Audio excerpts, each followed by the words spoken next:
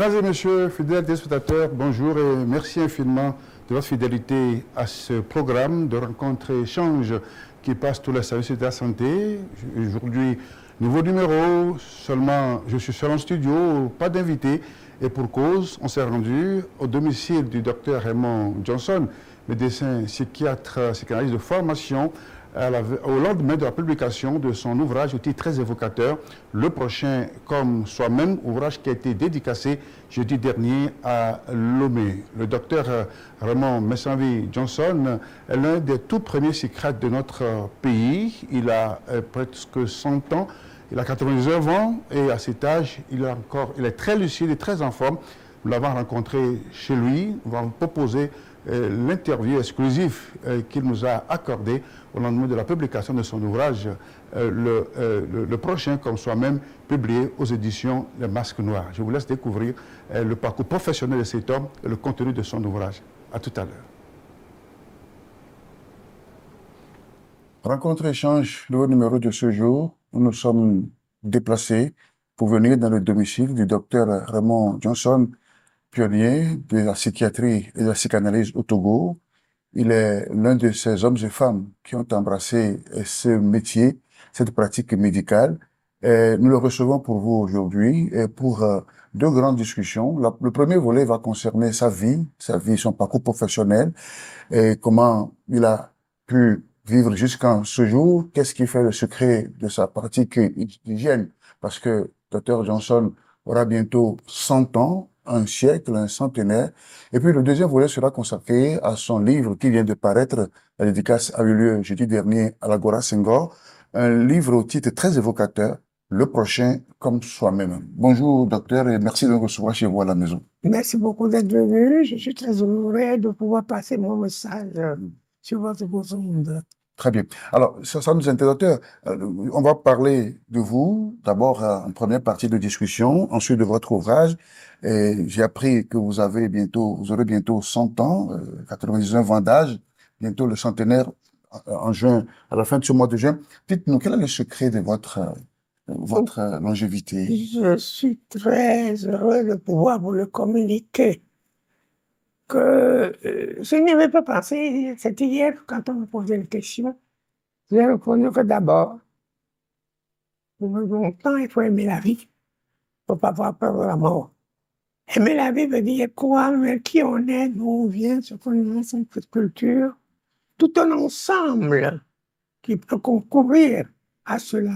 Aimer la vie, c'est ne pas avoir peur de la mort, parce que bon, vivre, c'est consommer du temps, comme le dit Bossuet. Consommer du temps, quand vous avez fini de consommer du temps, vous avez fait votre numéro comme acteur sur la scène de la vie, du monde. Vous tirez votre chapeau, vous tirez votre révérence, et puis bon, pour rentrer aussi, c'est la maison du Père, à la mort. Donc vous avez cette conviction qu'il faut aimer la vie, ne pas avoir peur de la mort. Aimer la vie et ne pas avoir peur de la mort. Aimer la vie, c'est le cajoler, c'est en prendre soin, c'est... je crois que j'aime bien, hein, je ne sais pas si je me trompe, le nom de notre pays voisin, il y avait un roi, le Béanzin et Béhin à vie. Notre vie doit être considérée comme un œuf à soigner. À prendre au sérieux, il faut prendre soin. Et aimer sa vie. Aimer sa vie aussi, c'est la soigner. C'est ne pas aller se comporter de telle façon, et je l'ai sorti hier, que être en vie, c'est dans une certaine autonomie aussi. Est-ce qu'il n'y a pas une règle de vie en matière de pratique alimentaire Je ne pense pas. Parce que dans mon dernier article que je viens d'écrire sur le nom de la vie, j'ai essayé de débuter la vie en général. C'est-à-dire, d'abord la vie végétale, les plantes qui vivent, et leur vie aussi dépend aussi du monde, du cosmos. Ils ont besoin de l'air, de l'eau pour pouvoir vivre. Donc, ils sont toujours en relation avec le monde, les plantes. C'est ça. C'est la première vie végétale. Ensuite, vous avez la vie animale. Oui. Et les animaux sont un peu plus développés que les plantes, peuvent se déplacer, peuvent courir, peuvent se nourrir et se reproduire autrement. Mais dans les deux cas, vous savez, aussi dans les plantes, hein, il y a les deux sexes, hein, il y a le masculin et le féminin, comme le masculin et le féminin. Dans les animaux, dans la vie animale, où il y a les reproductions des animaux qui ne vivent que de leurs instincts, qui ne s'occupent pas de salé ou de sucré, du cuit ou du cuit, n'ont pas de choix. Et ils vivent selon leurs instincts, c'est-à-dire qu'ils courent pour ne pas être tués. Et instinctivement, sans avoir le choix. Les animaux n'ont pas le choix. Ils vivent de leur instinct, ils mangent la même chose toute leur vie. Et de là, maintenant, nous passons à la vie humaine. Cette vie humaine qui résume ces trois vies, parce que dans la vie humaine, nous trouvons une vie végétale, une vie végétative, qui ne dépend pas de notre volonté, la température du corps, les envies de manger, des instincts qui nous poussent à répondre à certaines demandes. Et c'est la vie qui est la vie instinctive. Maintenant, cette vie instinctive, maintenant, on passe chez les hommes. Dans la vie humaine, vous avez ces trois vies résumées, la vie instinctive, mais les instincts, souvent eux, n'ont pas de discernement, n'ont pas de choix. Ça vous pousse et c'est vous qui devez le contrôler. C'est pourquoi je crois pour pouvoir avancer dès le départ de notre entretien, qu'il y a lieu de contrôler ses instincts pour être maître de son destin. C'est ça. Car si l'instinct vous pousse quelque part, on ne peut pas s'y adonner directement. Il faut juger. Nous avons toujours le choix qui fait notre dignité, qui fait notre mérite, puisque nous avons le choix d'exagérer ou pas. Et c'est surtout nous avons arrivé aussi, hein, comme je pourrais dire au niveau des instincts, pour parler du plaisir qui est le plaisir qui est dans tous dans toutes nos actions vitales de reproduction, de vie. Tout acte vital est gratifié par le plaisir. C'est cela. Donc on cherche le plaisir dans tous les actes qu'on fait, en mangeant, pisser, etc. C'est ça. Docteur, on va évoluer dans la discussion. Vous êtes issu d'une fratrie de 8 enfants, dont 4 hein, sont sortis médecins. Vous êtes même pas médecin? Non, du tout. Et puis surtout, si vous voyez toute notre histoire, notre généalogie, de la fratrie de 8, 3 filles et 5 garçons, sur les 5 garçons, sont 4 docteurs en médecine. C'est ça. Et par, je ne sais pas ce qui a amené à cela, et encore, nous étions pauvres. Mes premiers pères nous souffrent, l'école publique, depuis la rue du chemin de fer jusqu'à la plage de la route à l'échaud. Et dans les écoles, bon, je sais, quand j'ai été au collège, que j'étais obligé d'avoir les chaussures. Donc, c'est que nous avons vécu dans une ambiance familiale très liée, très liée. Mes parents étaient très chrétiens. Son père était né à Thiers, mais puis a été catéchiste à l'Ocossa, où elle a été recrutée pour ouvrir la première école de français à Néo-Zéméville en 1920. Ma mère est née à Goué, d'un père français, qui a œuvré pour tracer la frontière entre le Dahomey et le Togo d'alors. Ça veut dire que ma mère est née en 1996. Et de ce fait, nous avons été très inventés. Et il y a quelque chose que me revient maintenant. Mon père n'a aucun diplôme. Il n'a même pas le certificat d'études. C'est ça. C'est un self-made man. Qui a réussi à faire de vous ce que vous êtes devenu, oui. Self-made man, et il n'a pas seulement fait ça pour lui. Il a été toujours directeur d'école. On se demandait comment il a fait. Sans diplôme, sans aucune qualification. Et il passait bien le concours. Il est imbu de la lecture. Il lisait beaucoup et cela nous l'a transmis. Vous avez inculqué cela, oui. Le goût de la lecture. J'ai toujours dit, vous savez, je n'ai pas de patrimoine à vous passer, puisque une fratrie aussi est pléthorique. Il y a quelques Johnson qui avait une vingtaine de femmes, une soixantaine d'enfants, dans les velocités, beaucoup sont morts. Et il était l'un des derniers négligés qui a été tutorisé par les catholiques, les prêtres. C'est cela. C'est pourquoi. Vous avez été élevé dans cette foi religieuse chrétienne, catholique, dès le début, oui. Dès le début, puisque mon père a été finalement tutorisé par des prêtres, car la ville d'Anthiévé, la moitié de la ville appartenait à la catholique. Et quand les protestants sont venus, c'est lui qui leur a donné un terrain. C'est ça. Sa maison est toujours existante, vous l'avez remis alors un autre jour, qui s'appelle Mbamé, juste derrière la maison de Johnson. Et c'est les premiers de protestants. Et Akakpovi a donné les aînés de ses enfants. Les protestants ont dit, bon, vous avez donné le terrain, maintenant on va maintenant prendre nos enfants pour aller à l'école. C'est ça. Les protestants. C'est ça. Qui sont partis avec les protestants. Voilà. De ces 4 enfants, vous avez choisi la psychiatrie, la psychanalyse. C'est-à-dire, oui. C'était 4. J'avais mon grand frère qui a fait de l'ophtalmologie. Oui. Il était le pionnier de l'ophtalmologie au Togo, le premier à faire soigner les yeux au Togo. Et je crois qu'aussi il est un peu mon mentor, mon tuteur, parce que j'étais un peu envié. Et j'ai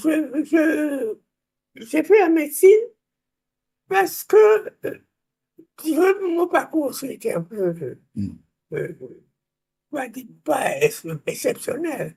Mais j'ai fini par faire mes études en Gold Coast, en anglais. J'ai eu le Family School Certificate à Cape Coast. Et j'ai rejoint mon frère à Yaoundé.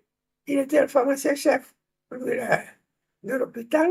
Et il passait aussi, il dit, ben, on vient d'ouvrir une école secondaire à Yaoundé, mais comme tu es venu, pourquoi ne pas continuer et puis faire.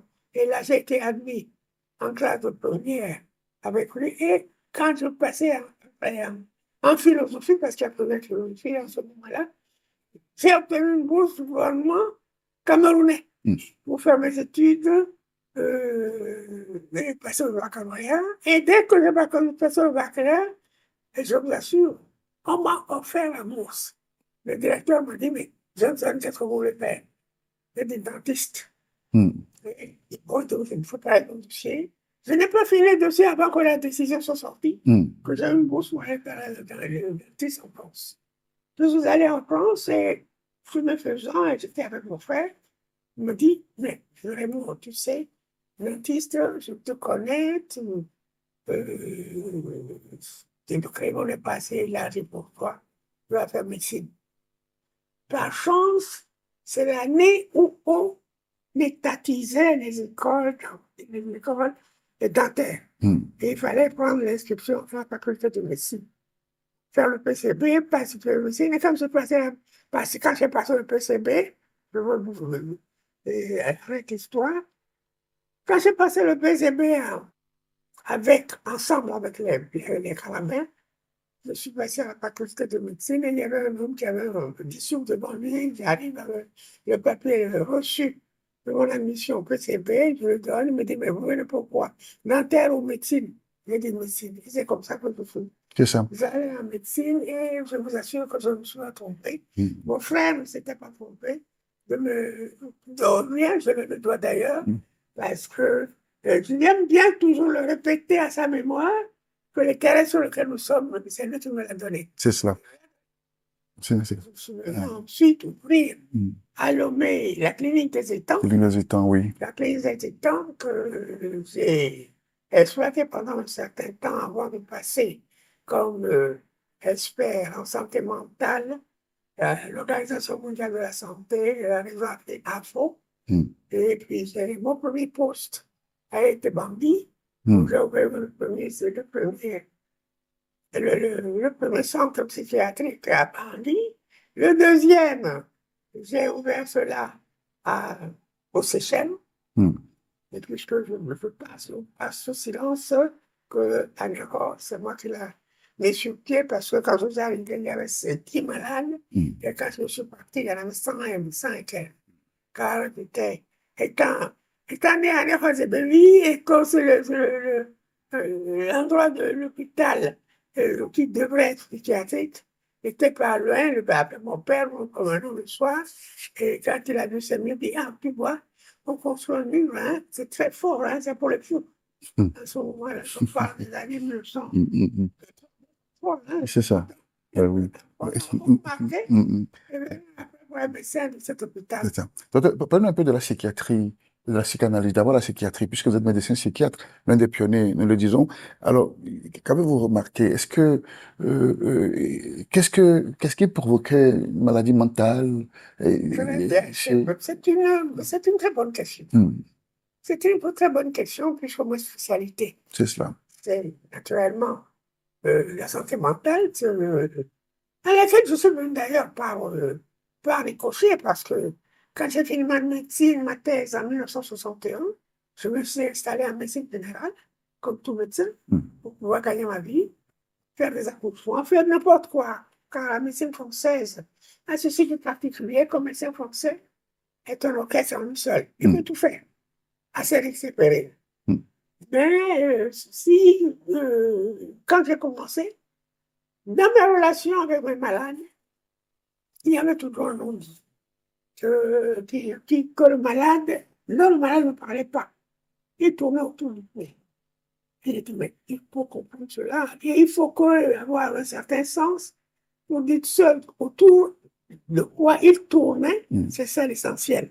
Il va le comprendre. C'est pourquoi je suis inscrit à la Sorbonne pour faire psychologie clinique. Et là, j'ai rencontré l'agrégé de philosophie, le professeur, une dame, une juive, de bon temps, avec quelqu'un, nous avons œuvré, et qui faisait la psychologie, qui faisait le professeur de philosophie à la Sorbonne, et je faisais lui dire, voilà, moi je suis médecin, c'est mon problème, c'est ceci, j'ai des malades, et je veux les comprendre. Je dis, ah non, alors là, c'est pas la psychologie clinique qu'il me faut, il faut faire la psychanalyse. C'est ça. Je venais à la psychanalyse. Je vous assure que c'était pas un mauvais choix, puisque, et je définis tout de suite pour ceux qui veulent le comprendre, que la psychanalyse, c'est l'analyse des profondeurs de l'homme. Ce que Sigmund Freud a mis en exergue, qui est dans le fond de nous-mêmes, une fonction essentielle qui est l'inconscient.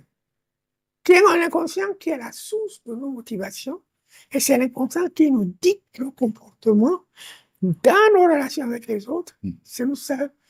L'inconscient enregistre notre culture. C'est-à-dire la culture, c'est ce qui nous reste quand on a oublié tout ce qu'on a appris. Et la culture africaine, par exemple, c'est ce que nous avons vu avec nos parents, c'est ce que nous avons appris dans notre langue, c'est ce que nous avons vu faire, qui passe d'abord par le conscient qui l'enregistre, ensuite filtré par le subconscient et enregistré dans l'inconscient. Et à partir de l'inconscient, on a une motivation de comportement. Alors, c'est ça qui m'a un peu... D'ailleurs, à l'école, quand j'étais en philosophie, ça me plaisait beaucoup d'entrer dans les sciences de l'homme, de lire le livre de l'homme, de l'humain. L'humain m'intéressait beaucoup. Et aussi, je peux aussi dire que la foi chrétienne déjà n'était pas maigre, hein, parce que mes parents étant ce qu'ils sont, on faisait la prière le soir, etc. La messe du dimanche était assurée. Et puis, bon, déjà, ça m'a donné goût à une certaine dimension de l'homme qui n'est pas seulement l'objectif, mais le subjectif. On en reparle tout à l'heure quand on va aborder votre livre. Alors, la maladie mentale, comment elle était considérée au début? Parce que pour nous, hein, dans la mentalité, c'est un fou, c'est un fou. Non, la maladie, très, très bien. Tout ça là. Pour venir à cela, il me faut venir à une certaine définition. Que la santé n'est pas seulement l'absence de maladie. La santé mentale, c'est d'abord l'équilibre avec soi-même pour être neutre, équilibre, ou mieux encore, une harmonie avec soi-même, de vivre, parce que nous vivons toujours dans une certaine harmonie avec notre vie. Et cette harmonie se traduit dans notre comportement, dans notre communication avec les autres, dont j'ai parlé hier, que les différents moyens de communication, à le regard dans lequel on dit beaucoup de choses, la parole, l'homme vaut ce que vaut sa parole, et que ce soit toujours une parole de vérité, et on dit beaucoup de choses face à dans la parole. Ensuite, le gestuel, qui est le serment de main qui symbolise la paix qu'on apporte aux autres en leur serrant la main.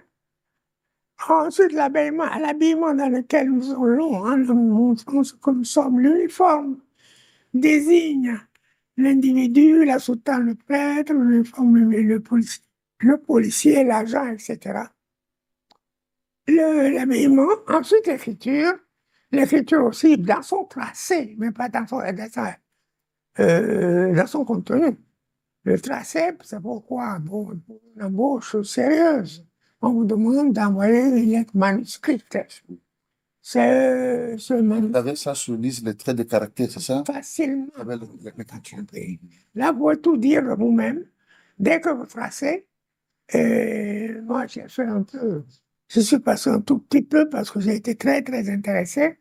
Et vraiment, ça te révèle des choses incroyables sur la personne, hein, qui agit autrement. Et vous voyez dans son écriture autre chose. C'est dans l'écriture.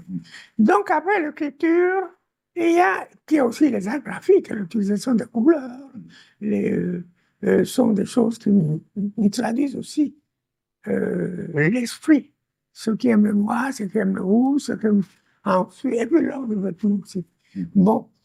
Mais j'ai réservé pour la fin hier le silence. Le silence que j'ai dit, ce n'est pas pour faire la rime. Le silence qui est une moyen de communication par excellence. Car c'est dans le silence que vous écoutez votre interlocuteur, et c'est dans le silence que votre interlocuteur vous écoute. Mais ça ne serait pas cela. Le plus important pour moi, c'est que c'est seulement dans le silence que vous pouvez faire votre introspection. Vous pouvez vous parler à vous-même. Vous pouvez vous interroger vous-même ce que vous êtes, d'où vous venez, où vous allez. Ne se retrouve pas dans le silence, mais pas dans le bruit. Et quand on se met parfois dans le bruit, on recherche, c'est souvent une certaine fuite devant la personnalité qu'on croit être. Quand nous allons parler peut-être de la santé mentale, puisque à l'OMS, c'est le programme 10 qui comporte les maladies non organiques, qui sont relationnelles, les maladies sociales qui n'ont pas d'organes malades. Ensuite, le deuxième volet, c'est la toxicomanie, l'utilisation des drogues, l'alcoolisme, les stupéfiants. Tu ne peux pas confondre, hein? Il ne faut pas confondre l'alcoolique avec le toxicomane. L'alcoolique a plutôt un problème avec sa personnalité, et le toxicomane a plutôt un problème avec le monde.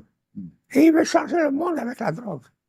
Et l'alcoolique veut changer sa personnalité avec l'alcool. Il noie dans l'alcool l'ami qui est là, et ce qu'il ne veut pas voir dans sa propre personnalité. Et ce qui est de dangereux, c'est que autant chez l'alcoolique, les sentiments sont exacerbés, il cherche l'amour, on va en parler, tandis que le toxicomane est anesthésié, il ne sent plus rien que la drogue. Donc aussi, il y a la toxicomanie. Et en troisième partie, les maladies mentales liées à des organes sont là. Ce sont des maladies organiques le Parkinson, maladie de Raynaud, etc. Dans toutes ces trois maladies, nous avons encore les trois groupes de maladies qu'on peut voir. Et ça se classe en psychose et en névrose. La névrose, c'est la maladie d'un malade inconscient. Lui-même, qui lui arrive quelque chose, c'est l'hystérie. Et la psychose, qui est la maladie dans laquelle le malade ne se dit pas malade parce qu'il a englobé dans la maladie et qui se ferme l'accès au monde, c'est la schizophrénie, et qui est une dissociation de la personnalité. Donc, la maladie mentale est une vraie maladie. C'est une vraie maladie. Puisque. Qu'il faut absolument soigner, hein, tout comme on soigne les maladies organiques. Oh, la maladie organique, quand on soigne la maladie organique, ça disparaît. Le plus simple, c'est le paludisme. Et à son excès, quand vous avez des fortes fièvres, le paludien est délirant. Mais vous n'avez pas soigné ses délires. Vous allez soigner le paludisme pour que la maladie disparaisse. Là, c'est très simple. Tandis que les maladies non organiques, c'est des maladies, des troubles du comportement qui montrent que l'harmonie de vivre de l'individu est rompue. Et la maladie vient dire qu'il y a rupture de l'harmonie. C'est cette harmonie rompue qui constitue la maladie et qu'il faut pouvoir rétablir avec le médecin. Et là, le médecin, son rôle, c'est pas seulement de lui verser des médicaments, mais aussi sa présence. Et cela, ce qui fait que la médecine est autant une chose qu'un art. Parce qu'il faut pouvoir le manipuler. Et quand on a appris la médecine, il faut continuer à chercher à savoir et puis vraiment aimer les hommes et on fait un métier pour le gain, parce qu'à partir du moment où on met le rendement, on n'est plus très honnête. C'est ça. Donc, dans la médecine, il y a cette partie. Donc, la psychiatrie, c'est le traitement des maladies mentaux, des maladies qui sont reliées au comportement. Le comportement, dont ici, je viens de le dire, se trouve dans notre inconscient. Et avec la modernité, la découverte, non pas la découverte, avec le travail de Sigmund Freud, il a découvert que dans ce comportement, la source du comportement, les motivations viennent de l'inconscient. Donc, ce concept dans lequel on a accumulé sa culture depuis son enfance. Donc, il vient ensuite être les motivations de notre comportement. Donc, dans notre comportement, on lit ce qu'il y a dans l'inconscient. Et c'est pourquoi le type de médicament. Docteur, vous avez fait un brillant parcours professionnel. Vous avez travaillé dans plusieurs hôpitaux en mettant l'accent sur la santé mentale. Quel héritage, maintenant que vous êtes au repos, hein, bien mérité, quel héritage, quels enseignements, quelles leçons pour la jeune génération, ces jeunes médecins qui sortent aujourd'hui pour s'occuper de la santé mentale de l'homme? Je crois que c'est une très bonne question que j'aime bien, sur laquelle je voudrais insister quand je vois les jeunes maintenant, la façon dont ils pratiquent, etc. D'abord, en médecine, il ne faut pas que la part du gain vous aveugle. Vouloir pouvoir toujours dans cela faire de l'argent, si ça vient en premier, le chose est faussée. Et soigner une maladie, c'est ne pas soigner ses symptômes, mais soigner la cause. Quand vous avez un malade devant vous, vous êtes d'abord, c'est ce que nous apprenons d'abord à l'école de médecine, où la première et la deuxième année, surtout la première année, on vous apprend à prendre des observations. L'histoire de la maladie, un fond et un comble, l'histoire de la personne, etc. Et toute l'année, vous allez prendre des observations, sous la supervision des plus avancés que vous, mais vous n'avez pas vu ça, vous n'avez pas vu ça, etc. Donc, l'observation, vous le continuez dans votre cabinet médical en interrogeant le malade sur sa maladie. Et pas dans ce discours, vous lui permettez de cerner sa maladie et finalement, vous permettant à vous, le médecin, de poser un diagnostic. Un diagnostic, c'est trouver la cause de la maladie, et quand on soigne la cause, les symptômes disparaissent. Parfois, il faut respecter les symptômes. Un malade qui vomit, vous n'allez pas le couper le vomissement immédiatement, non. Qu'est-ce qui le fait vomir? C'est ce que vous cherchez à savoir. Ou bien il a la diarrhée, il a la fièvre, il faut savoir pourquoi. Et c'est ça qu'il faut soigner, non pas abaisser la fièvre, non. C'est comme si vous avez un feu, vous chassez la fumée, mais qu'il le feu brûle en dessous. Donc, mais dans son relationnel, le médecin, je crois que je peux souligner en tant que psychanalyste, le médecin est un sujet supposé savoir. Le malade vient te voir et il sait que tu sais. Un savoir qui confère un certain pouvoir. Donc, le médecin a un certain pouvoir sur le malade, puisqu'il est venu en faible avec sa maladie pour chercher une guérison. Et la guérison ne vient pas seulement dans les médicaments que vous allez vous verser dedans, mais aussi dans la relation que vous avez avec lui. Et c'est cette relation que moi, j'ai cherché à comprendre quand j'en suis venu à la psychanalyse. C'est ça. Bien, merci, docteur Raymond Johnson. Nous sommes dans Rencontre Échange. Je suis avec le docteur Johnson à son domicile. Deuxième heure de discussion, nous allons parler de son ouvrage. Le titre est très évocateur. Le prochain, comme soi-même, ouvrage est paru en ce mois de juin. La dédicace a lieu jeudi dernier à l'Agora Senghor. Docteur, pourquoi avoir écrit cet ouvrage? Quel est le déclic? Quel besoin avez-vous senti pour écrire? Je crois qu'il y a déjà Oui. dans ce titre un plagiat de l'injonction du Christ, aimez-vous les uns les autres.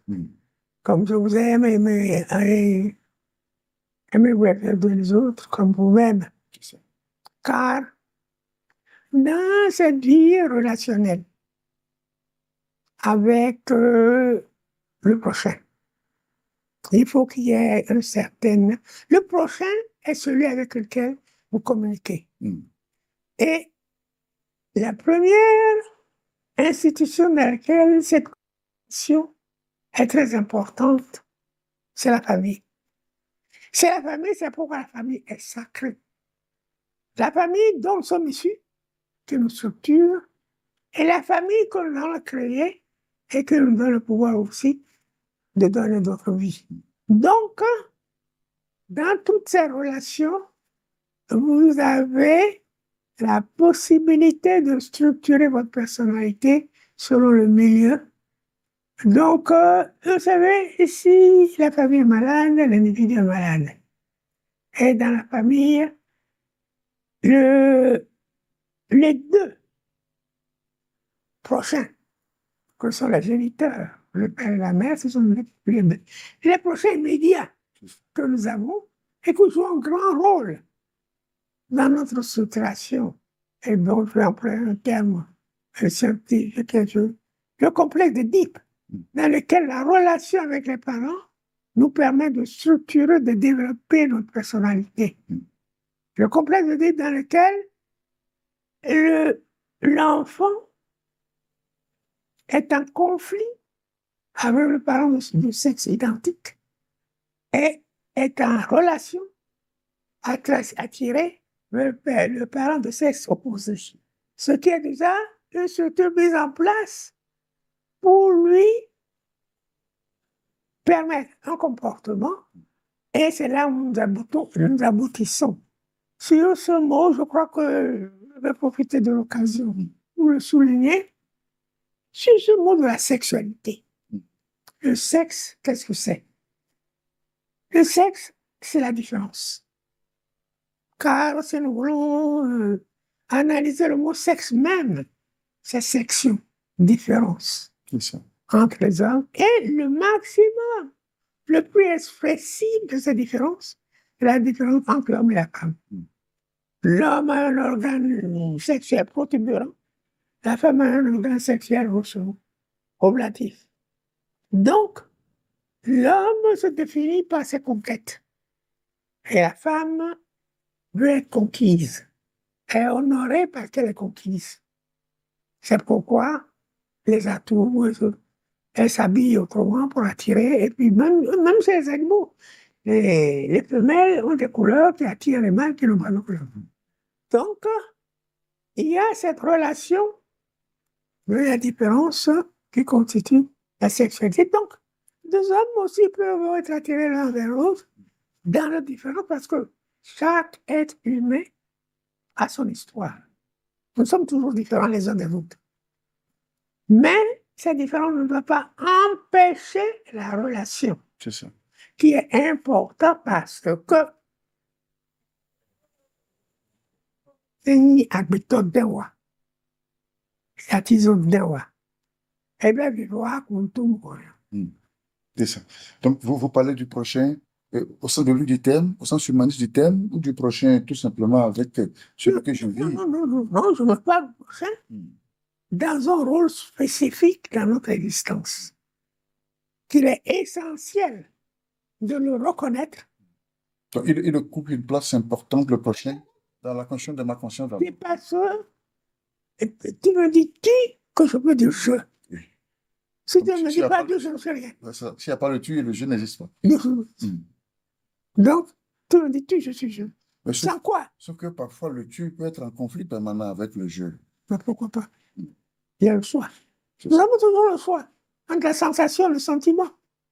Et c'est là où j'ai, pour moi, personnellement, ce chiffre 10, qui fait que le 1, c'est l'objectif, et le 0, c'est le subjectif, l'indéfinissable. Qui est le 0, mais pourtant, ce 0 n'est pas vide. C'est sur ce 0, dans ce 0, que nous déversons tous nos fantasmes, tout nos avenirs, toutes nos croyances. Et c'est dans ce 0 que nous inscrivons même le nom de Dieu. Parce que ce 0 était un article consommable et qu'on peut trouver, on ne le connaît pas.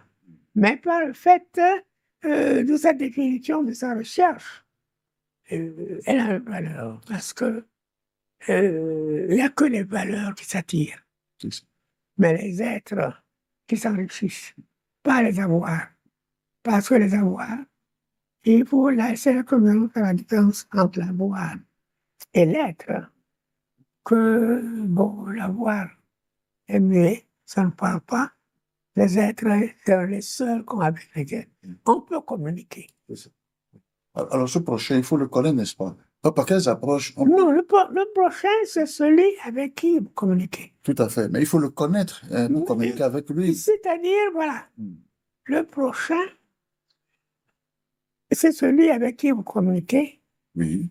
Et on ne peut appeler cela amour dans la mesure où il y a une disponibilité, il y a une réciprocité, il y a un échange.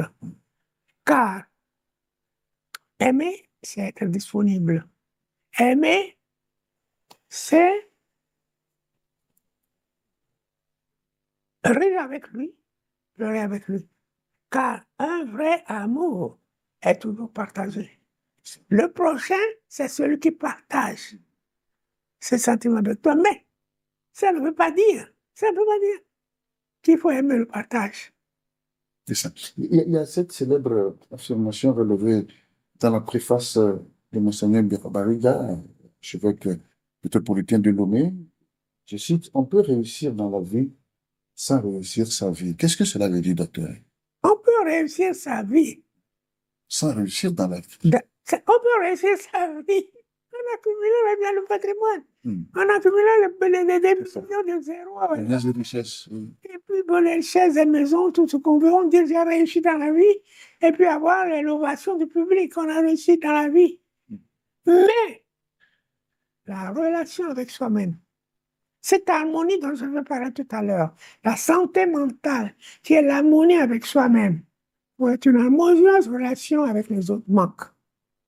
C'est pourquoi j'ai écrit aussi que l'hypertrophie de la voix atrophie l'être. Atrophie l'être, oui. Oui. Donc, la voix ne doit pas dépasser l'être. La voix sert à quelque chose. La voix nous sert à partager. La voix nous sert à encore consolider la relation avec le prochain. C'est ça. La voix est un instrument qui sert à rétablir des liens, à la conciliation avec les ensemble. Donc la voix sert à quelque chose. C'est important. C'est pas mauvais d'être riche, non. Tout à Mais fait. c'est quoi qu'on fait? Ce qu'on en fait, c'est ça qui doit être important. Important. Si vous avez beaucoup de billets de banque dans votre poche, ça ne sert à rien. C'est ce que vous faites avec qui lui donne sa valeur. C'est ça. Donc, Oui. c'est parce que vous pouvez employer ce patrimoine, parce que finalement, quand vous avez la tombe, vous lui laissez tout, Tout est fini. car la mort C'est ça. est une séparation. C'est pas une disparition. Séparation avec les êtres, dans la tristesse dans laquelle nous sommes. Séparation avec le patrimoine. Ah oui. Séparation avec Puisqu'on n'emporte rien. Une séparation avec le patrimoine parce que le mortel en nous, le mortel en nous, la tombe, c'est la destination du mortel en nous. La tombe, c'est la destination du mortel en nous. Et le départ vers le mortel, vers la maison du Père pour la félicité ou la damnation. C'est ça. Je reste encore avec la préface de Monseigneur Bariga. Alors, il parle de votre humilité, de votre disponibilité à partager vos réflexions, de ces lucidité qui vous anime encore à votre esprit, malgré l'âge avancé, un siècle sur Terre bientôt. Que vous valent ces éloges de la part d'un érudit comme Monseigneur Bariga? Ça me permet encore de vivre plus, parce que j'ai toujours aimé la vie. C'est ça. Et la vie partagée. Il n'y a de vraie joie que partagée. Le plaisir est individuel, la joie est communautaire. Quand quelqu'un est en train de rire tout seul, il est fou. C'est ça. Et il revient sur des valeurs, hein. Il parle de votre humilité, de votre sens de partage. J'aime beaucoup partager. J'aime beaucoup partager. J'aime beaucoup pardonner. C'est ça. J'aime beaucoup pardonner. Ah bon? J'aime beaucoup pardonner, j'aime beaucoup partager. Et quelqu'un est venu, un jeune venu travailler pour moi, il m'a volé, puis les gendarmes l'ont attrapé. Il m'a dit, venez voir, on va le porter plainte pour qu'on le mette à la prison. Je lui ai envoyé 25 francs, j'ai dit, prends ces bizarre, et c'est le rentrer chez lui. Vraiment, l'histoire. Oui. Est-ce qu'il est encore possible de rêver à votre âge, de faire des projets? Aussi. Oui. C'est ça qui enrichit la vie. Dis-toi cette idée demain. Puisque l'autre compte pour moi. Il est venu me voir tout à l'heure. Oui, votre éditeur, oui. Pour en parler. C'est ça. C'est ça. Et dire toi, c'est dire demain. Tant qu'il y a l'autrui, le prochain, la vie continue. C'est ça. Et on partage la vie avec lui. Et la tombe. Mais je ne sais pas pour me vanter, j'ai déjà ma tombe au cimetière. Déjà prêt? J'ai acheté ma tombe. Ma femme est dedans déjà. Et ma deuxième place, c'est pour moi. Au cimetière de la plage. Vous y pensez quand même qu'un jour, ça ne me gêne pas. la biologie va s'accomplir, oui. Je ne pense pas à cela Ça. comme tel, mais je suis disponible. À tout moment. À tout moment. C'est cela. C'est pourquoi, quel était ton meilleur jour? Ton meilleur jour? C'est samedi. Ton samedi. On m'a dit c'est samedi. Oui. Mais moi, mon meilleur jour, c'est aujourd'hui. C'est ça. Pourquoi? C'est où nous vivons. L'aujourd'hui que nous vivons est mon meilleur jour dans la vie. C'est ça. Parce que c'est aujourd'hui que je résume mon passé et que je fais des plans pour demain. Mais en vivant quand même pleinement aujourd'hui. Sans dire que je laisse tout pour demain. Tout à fait. Je laisse quand même. Je laisse un peu pour demain. Mais le plus important, l'essentiel, c'est le... Que j'ai la satisfaction du jour, notre pain quotidien que nous demandons à notre Père. Ce quotidien compte. Oui, docteur, vous avez dans une de vos parutions des articles, l'un de vos articles, vous parlez du sentiment de l'homme quand il s'approche de la mort. Il est dans ce juste. thanatologue américain, Oui. Kubler-Ross, qui écrivait qu'il faut tenir la main des mourants. Et j'ai dit, mais il n'a rien compris. À ce moment-là, c'est comme dans la vieillesse, hein, on est confronté à sa propre vérité. Wode Ouma. C'est ça. L'homme biadoua, eh ben, doudoué, ou la badou. On y be fifi bole, ton negeyo. C'est ça. C'est pourquoi le sentiment de l'homme à l'approche de la mort est un résumé. Et personne ne peut rien Oui. pour toi. Tu es ton propre juge et ton propre avocat. Tu es ton propre, ton malheur pour accuser. Personne n'intervient. Et bon, j'apprends, bon, j'ai pas mal, mais avec 99 ans, j'ai vu pas mal de gens mourir. Qui, voilà justement, à l'heure de la mort, à la tombe, leur patrimoine, ils n'ont pas identifié leur être à leur patrimoine. Ils ne sont pas dit, je suis quelqu'un parce que j'ai des maisons. Non, ils ont partagé avec le prochain. Et en partant, si je ne suis pas là, il y a des gens. C'est ça. D'où l'importance des enfants dans nos traditions africaines. Car c'est avec les enfants qu'on vit après la mort. Il faut pérenniser, c'est pas la famille. Oui. Alors, docteur, est-ce que vous qui avez fait la psychiatrie, hein, dans quel état d'esprit se trouve quelqu'un qui se sent proche de la mort en cas de maladie, par exemple, hein? On sait que... Tout son passé. Oui. Ce qu'il a permis. Ce qu'il a permis. Et là aussi, vous soulevez quelque chose qui m'intéresse. Notre relation à nos maladies. Voilà. Que on peut prendre la maladie pour faire pression sur la société. On peut prendre la maladie pour se faire pitoyer. Mais avoir le courage de dire maladie, toi et moi je vais te vaincre. Et l'homme possède en lui Cette capacité. une capacité indéfinissable. Une capacité qu'on ne peut pas mesurer, qui fait que nous pouvons réagir nous-mêmes aux maladies plus qu'on ne peut le faire un médicament. Moi, je prescris toujours plus. 3 médicaments, c'est beaucoup. Ah bon? Oh, oui. Donc c'est dans la tête que ça se passe en réalité. C'est pas pour aider. Oui. D'abord, dans l'observation, essayer de comprendre quelle relation le malade a avec sa maladie. S'il veut guérir, ou non. Parce qu'il y a un malade qui ne peut pas guérir. Parce que la maladie leur sert. Pour faire pression. Il en profite. Pour faire pression. Et celui qui est brave, qui se vaut, il veut éliminer la maladie et continuer. C'est ça. C'est aussi ça. Peut-être que, en résumé, vous pouvez nous dire le contenu de cet ouvrage, pour ce qui n'était pas la dédicace, rapidement, quelles sont les principales idées, les idées fortes, contenues dans... Pour ceux qu'on soit même. C'est-à-dire, c'est ce qu'on dirait de l'importance. Lisez-le. Ah, il n'a pas le... L'invitation. Non, l'invitation. C'est ça, oui. L'invitation, et il nous associe que, à l'absence de l'autre, le jour grelotte de foi. C'est ce que je veux montrer ici. À l'absence de l'autrui, le jeu grelotte de solitude. Voilà. C'est explicite, hein? Donc, forcément, on a besoin d'autrui.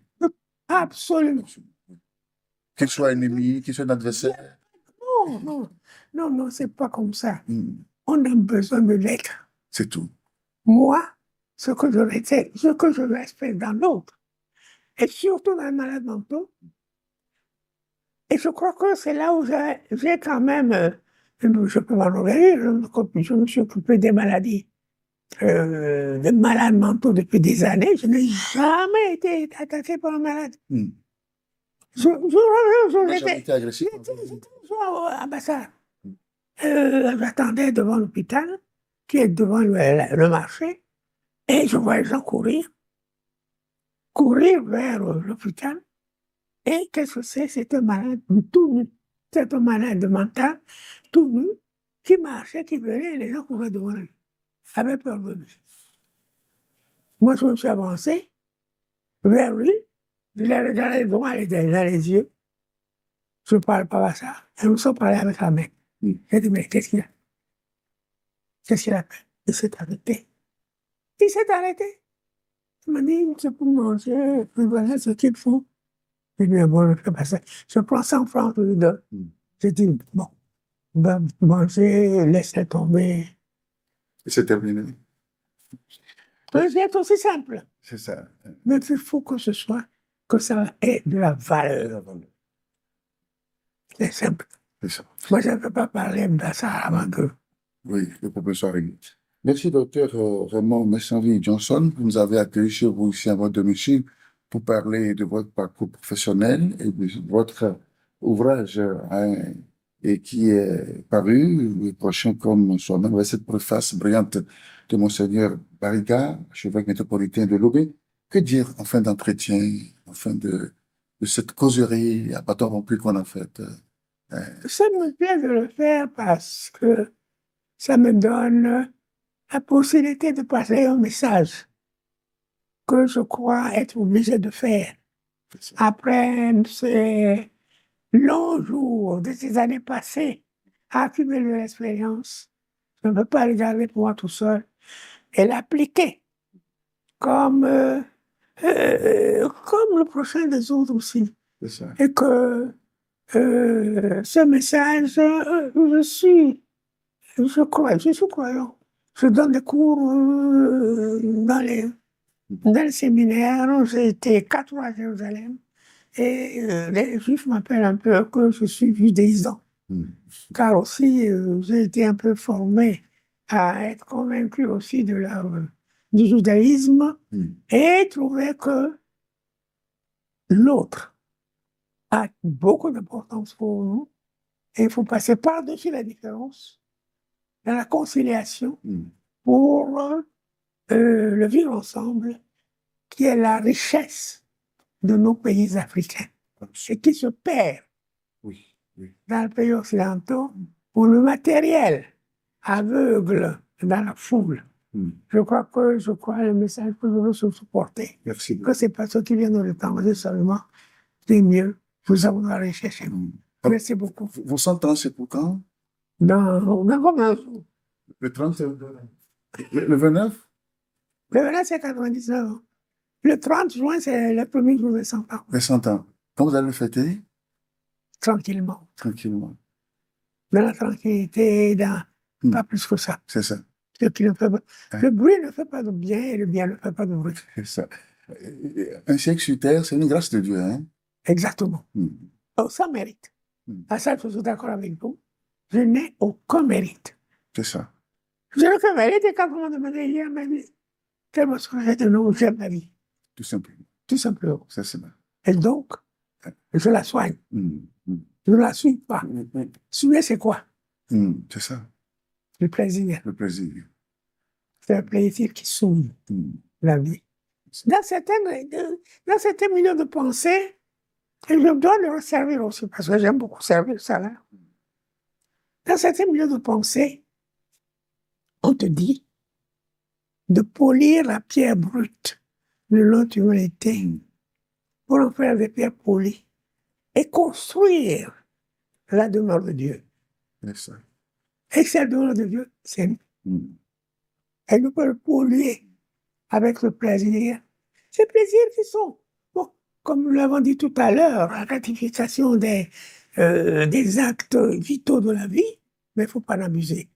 C'est là où vient notre intelligence, notre choix de choisir pas d'abus pour en donner les limites à ces instincts. Pour contrôler ses instincts et être maître de son destin. Docteur Raymond Johnson, merci beaucoup pour votre accueil. Merci pour cet entretien exclusif que vous nous avez accordé. Nous vous souhaitons joyeux anniversaire, hein, et le 29 juin prochain, n'est-ce pas? Vous allez célébrer vos 100 ans, toujours le sud des... 99.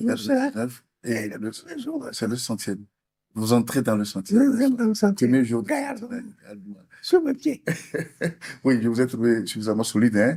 Merci. Ah non, non, sur mes pieds, je tiens. Merci à vous. C'est un plaisir pour moi. C'est cela. Amis téléspectateurs, à la fin de cet entretien exclusif que le docteur Raymond Johnson a bien nous accordé à l'occasion de la parution de son ouvrage que je vous recommande, le prochain comme soi-même, en mettant l'accent surtout sur le vivre ensemble, sur l'amour du prochain, ce dont nous avons forcément besoin en ces temps de perturbation et de conflits sociaux dans nos milieux.